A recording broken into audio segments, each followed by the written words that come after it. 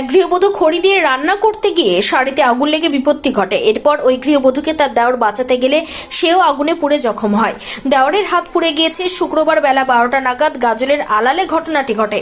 এরপর তাদেরকে উদ্ধার করে তড়িঘড়ি নিয়ে আসেন চিকিৎসার জন্য গাজল স্টেট জেনারেল হাসপাতালে।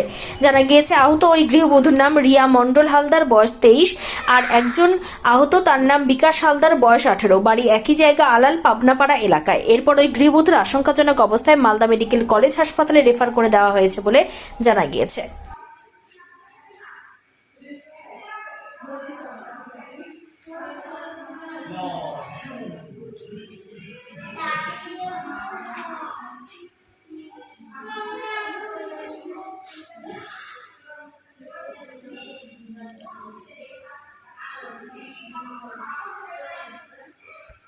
রান্না করতে গিয়ে কি রান্না করছে? বৌদি কটা নাগাদ? তাও 15-12টা।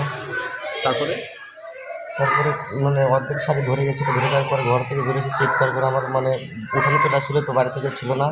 তারপর দৌড় দিয়ে গিয়ে মানে বৌদিকে মানে বাঁচাচ্ছিলাম। বাঁচা দেখে আমার হাত পড়ে গেছে। বৌদির ভালো ক্ষয়ক্ষতি হয়ে গেছে, হাতের চামড়াটা আমার উঠে গেছে, অনেক জায়গায় পুড়ে গেছে, চুল হালকা পুড়ে গেছে। প্রথমে কোন হসপিটাল আসছে? গাজল হসপিটালে। তারপরে বৌদিকে মালদা রেফারি করে দিয়েছে। বেশ ক্ষয়ক্ষতি হয়েছে। বেশ কি নাম বৌদি? রিয়া মণ্ডল। রিয়া মণ্ডল, বয়স? বয়স তাও 23, বাড়ি?